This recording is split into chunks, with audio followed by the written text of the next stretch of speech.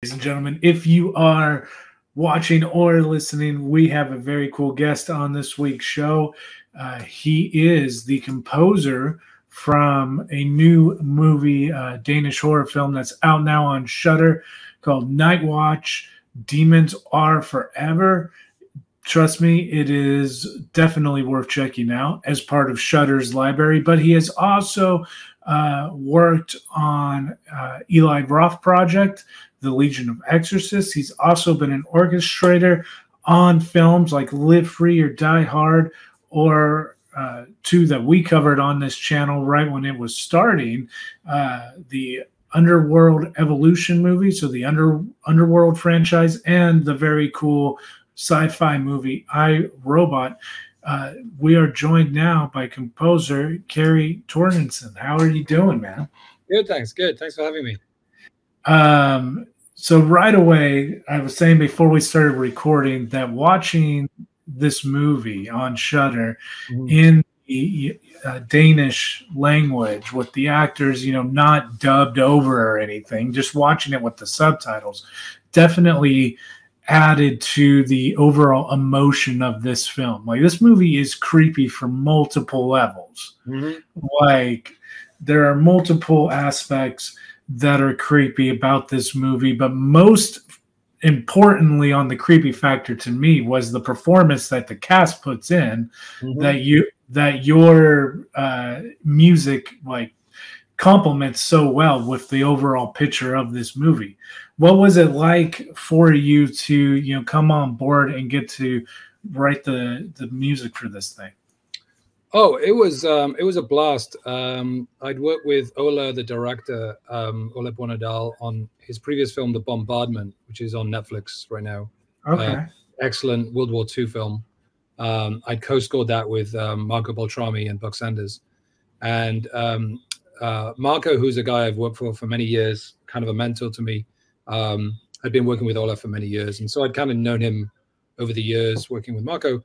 So anyway, he asked me if I wanted to score Nightwatch, the sequel, because it's actually a sequel to his original Nightwatch film from 30 years ago.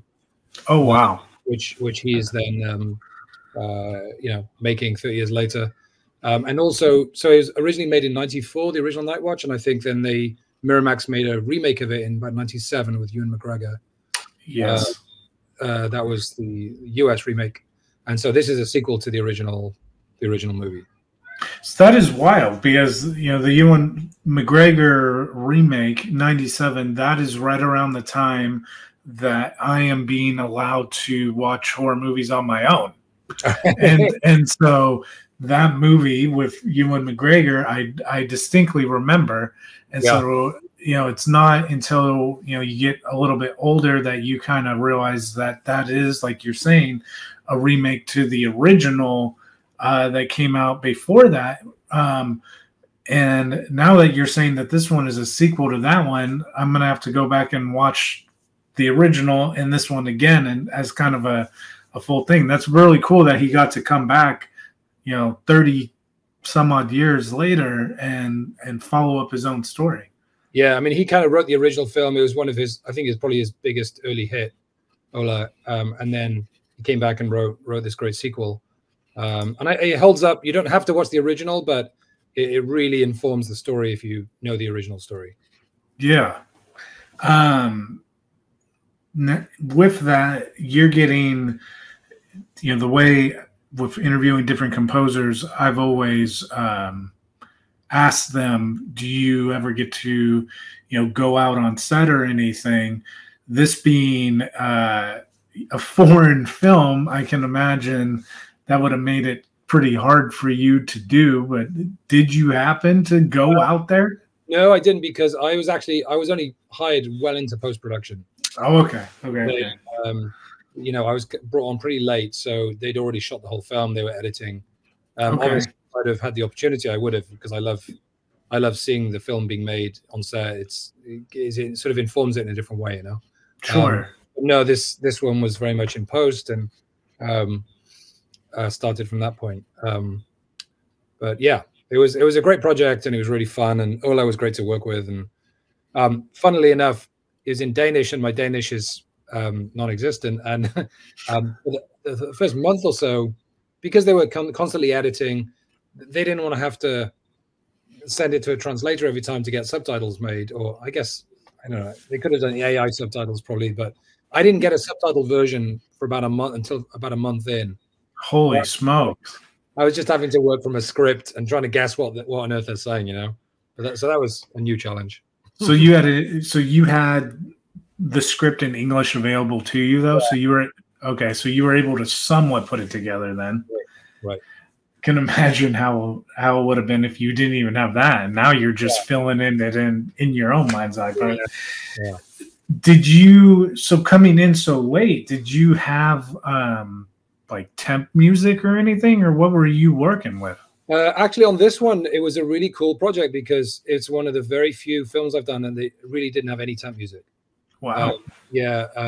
So that was cool because I'm sure, as a lot of people know, with temp music, you know, people get really hooked on the temp and it's very hard to get away from it. You're listening to it for months and months while you're editing, and then you do a composer, and everybody just is so used to the temp. If you do something vastly different, people are sort of, well, that's all right, but the temp was doing this. Can you? And then we're always drawn back to copying the temp. So the bane of our lives as composers is working temp music.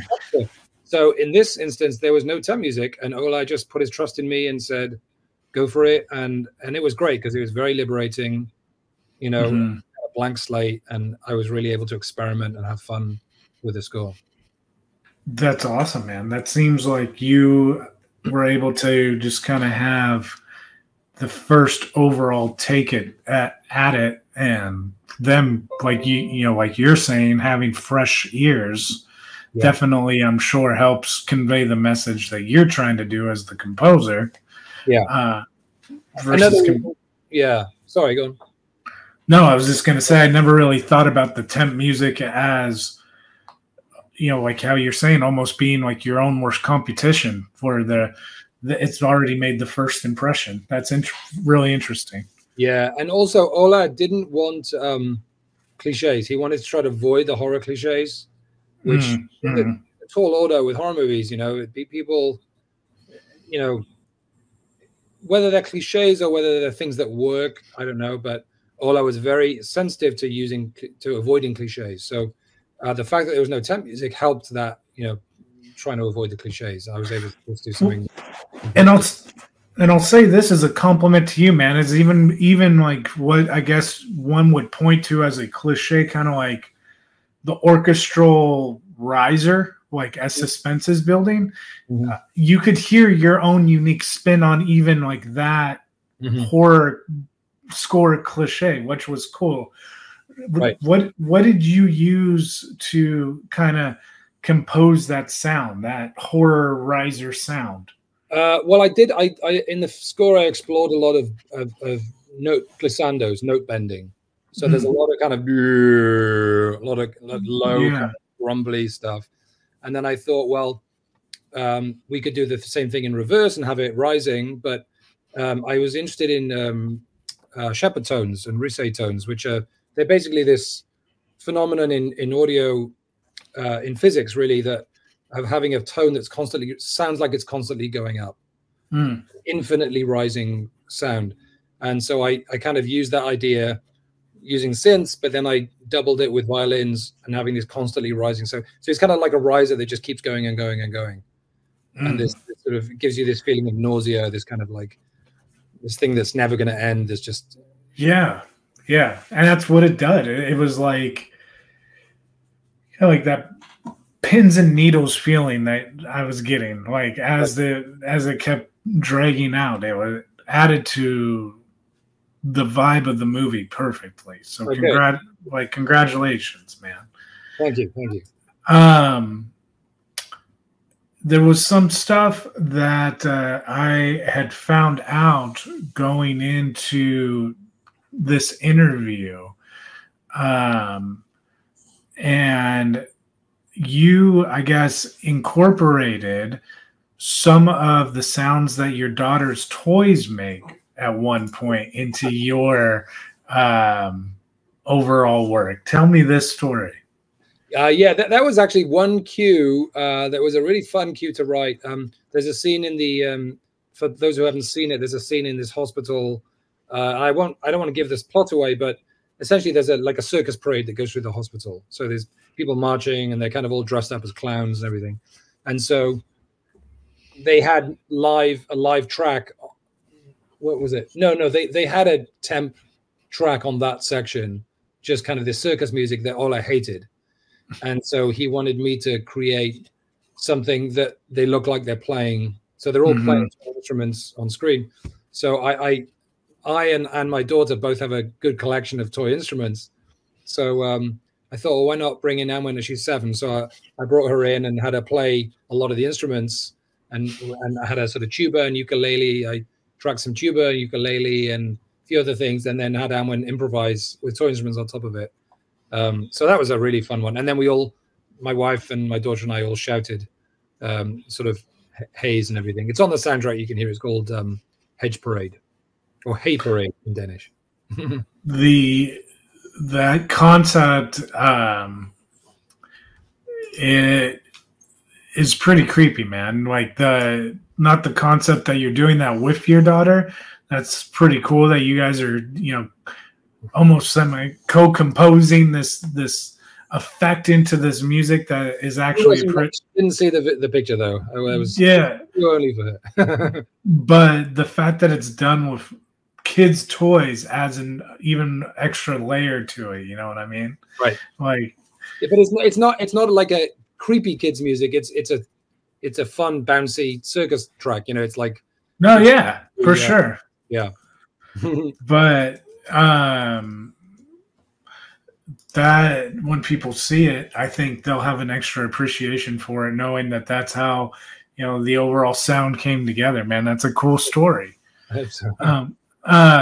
You've gotten to do music on other projects as well that we mentioned, like I, Robot and Underworld. So your realm, because I, Robot is really a science fiction thriller movie, and then Underworld, you could say definitely hinges on that horror, but it's even more like action to a point, at some points shot kind of similar to I, Robot, and like those kind of fight sequency type things. But you've really touched like a bunch of different subgenres of film. Do you have a favorite that you like composing for? Is it scary stuff? Is it sci-fi? Is it action? Like, what do you like doing? I like doing anything that allows me to stretch musically, to experiment and try something new. So whatever genre that is, I don't really mind. It tends to be that horror movies and thrillers and stuff allow you to really push the envelope musically a little more often than other movies. But when there's a really creative director and you're doing a cool drama or some dark thriller or even a comedy that's really creatively done, allows you to really stretch, then I love doing it. So I don't have a genre that I only work in, but for me it's just like, will I get a chance to have fun and do something new and do something experimental and interesting? What would you say is your coolest as a composer? It doesn't necessarily have to be in any of the movies that we mentioned in particular, but just throughout your career, what would you say is one of your favorite things that you've gotten to do experimentally composing, whether it be a new technique with a musical instrument or using something that you doesn't necessarily think you would ever use in composing? What would you say? I did a film. I guess it's probably more on the horror stuff that I've done some sort of extreme experimenting. I did a film about 10 years ago called The Canal, which is an excellent Irish UK co-production, sort of a slow burn horror movie. It's a really creepy movie. I don't know if you've seen it, but a lot of the horror crowd has seen it, and it's kind of a bit of a cult favorite. And it's about a man sort of slowly going mad. And so for that one, I did a lot of very close-up recording of cello and bass clarinet and of my piano down in the studio. And I kind of had the idea of two ideas really. One is making quiet sounds really loud. So Yeah.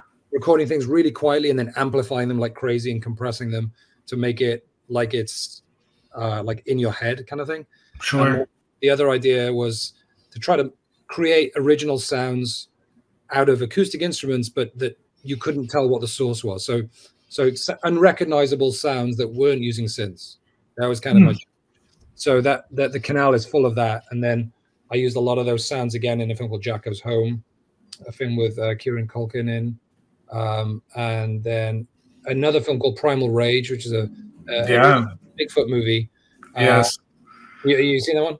I have. Yeah. And on that one, I did a similar thing, but with double bass. So I recorded. I had my bass player come for a day, and we recorded the nuttiest sounds, really close mic'd, and had him improvise some crazy stuff and detune the strings and knock the instrument with various things, and that was really fun. And I used Alpine horn on that as well, which was fun. So yeah, it tends to be the horror movies, I guess, I really get a chance to really push the envelope. Yeah, it's funny that because horror movies are the ones that, you know, how you're saying that you're pushing the envelope with, you know, experimental stuff in horror movies, but really they are the ones that have the most experimental. You know, you always hear about like people composing horror movie, not just scores necessarily, but the things that they'll do for certain sound effects, and it being wild. You know, horror and sci-fi sound effect wise are always at the top, but the experimental like stingers, I guess, for lack of a better, you know, term, you know, the horror movie composers that I have talked to always seem like, you know, yourself having some kind of like fun time composing because you've gotten to add components to it that you necessarily didn't think you were going to at the start. Yeah, I mean, when you do horror movies like that, the composing process is also kind of a lot of sound design. So we're kind of being sound designers at the same time. Yeah. I remember a few reviews that came out about the canal talking about certain scenes and how they love the sound design. And I knew they were talking about the score because there was the director had muted sound design in some of the scenes. So it like it sort of fools the ear into thinking some of it is just sound design or like, you know, source sounds in the scene, but in fact it's a lot of the time it's score. I mean, I've looked at it when I was in film school, like the composing and sound design really complement themselves, like the set design and lighting department. Like they go hand in hand, you know what I mean? So that makes a lot of sense that you're saying what you're saying. Yeah, and on that subject, actually, on Nightwatch, I also did a kind of a key sound in the film was the sound of a moth, because there's moths featured in the film. It's kind of some weird sort of symbolism, and so I thought, well, why not record a moth and then turn it into a musical instrument? So I did that. Recorded a moth near our house, and when you pitch. So the flapping of the wings, this sort of, when you pitch it down, it eventually turns into a rhythm, like a beat. So it goes from a beat to like a really high pitched sort of buzz, which then gives you a pitch. So it was a cool way of using one sound that's not in a musical instrument that goes from a pitch to a rhythm. So that was a really fun thing to do. That's cool. Did you like? So you went out there and you got that recording, and then you came back and so the fact that it's not being handed to you and you're really getting to do that from phase 0 all the way through, that is really cool. Yeah. Makes it really personal to you. Exactly. Yeah. I always love doing that. You know, giving myself the challenge of trying to make an instrument out of something that you'd never think could be musical. Yeah. Well, what do you kind of, you know, hope as the composer, but, you know, really, what do you think as, you know, someone who worked on this film and the film's overall package, do you hope that the people, you know, Shudder subscribers get out of watching this one? I hope they're scared. I hope they're scared. Yeah. You know, that's kind of the goal. It's a really well made movie. There's great acting. It's, you know, well paced. It's well edited. It's creepy as hell. So yeah, I think it's up there with, you know, one of the really good horror movies that came out this year. And now, as a horror fan, just in general, is there anything that you are watching or have come across this year in particular that you have been like, dang, that was really good? So you, not having worked on it, but you just as a fan have seen it. I'm trying to think. What have I watched recently that I love the score of? Well, it's not so much. I don't watch that much horror these days because my wife doesn't like horror, so I don't want to. I don't want to subject her to it. But you know, I there's some great scores out now. Or just anything in particular that you're digging. Yeah. I'm trying to think. You know, we loved Severance. There's a really great score by Dude. Okay, yeah, I did love that show a lot too. Yeah. I'm stoked for season 2. Yeah, it's really good. Yeah, I'm stoked too. Oh, we just watched The Tourist, which is a great show on Max with a really cool score.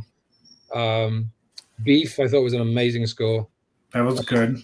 Bobby Krulek did a great job on that. I love Ari Aster's movies. I mean, all 3 of them I think are really brilliant, and I love the music for all 3 of those.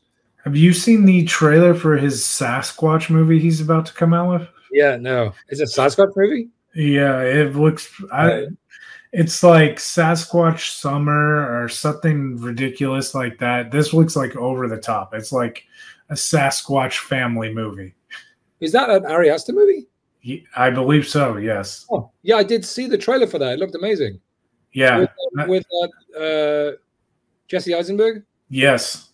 Oh, I didn't realize that was an Ari Aster movie. Oh. Yeah, it's like unlike anything he has done. And I remember thinking that, because the trailer kind of makes it serious at first, like it's going to be a creepy werewolf movie or Bigfoot movie. Right. And I'm like, damn, Ari Aster's making a Bigfoot movie. Okay, this is going to be interesting.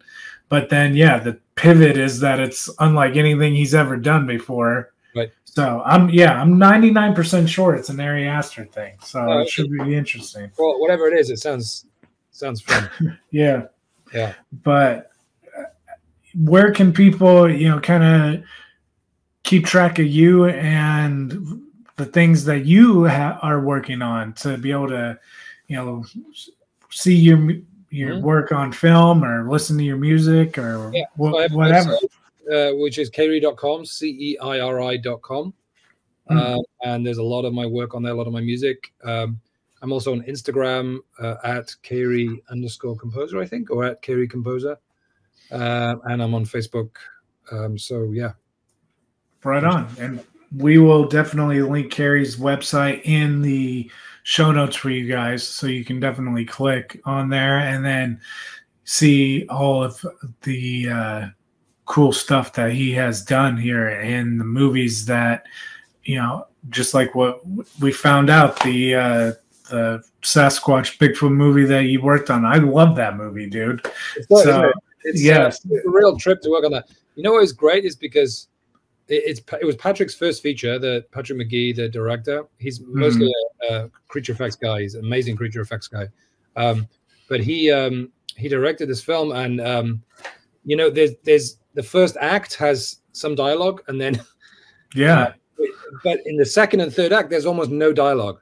So it's continuous music. So for me, it was really fun because I was able to like really go for it and have fun with it. So that was a treat to work on that.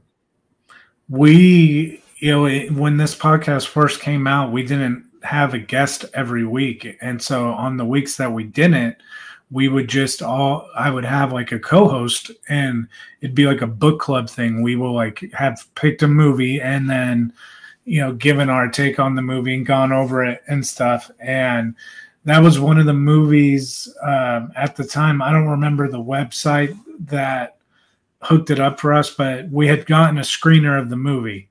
Right. And so we watched the movie And we thought that it was dope that this was one of the first movies that we had actually gotten sent to us to be able to review.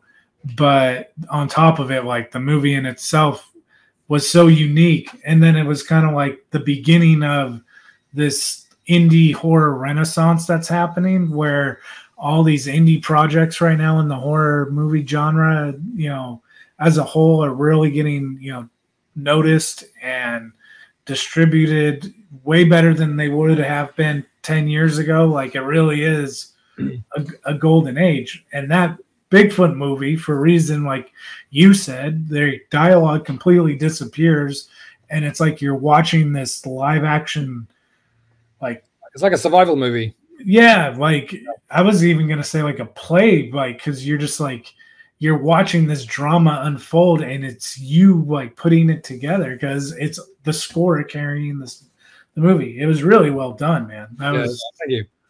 That was a so I can imagine, that would have been really fun for you, because your music is totally motivating the action on the screen. It's really funny because I started it. I got the film right when our daughter was born. We'd literally just come back from the hospital, and I told Patrick, look, you got to give me a couple of weeks. I'm a new dad. And he was very patient with me. And then after like 2 or 3 weeks, my wife said, you should get back to work now. So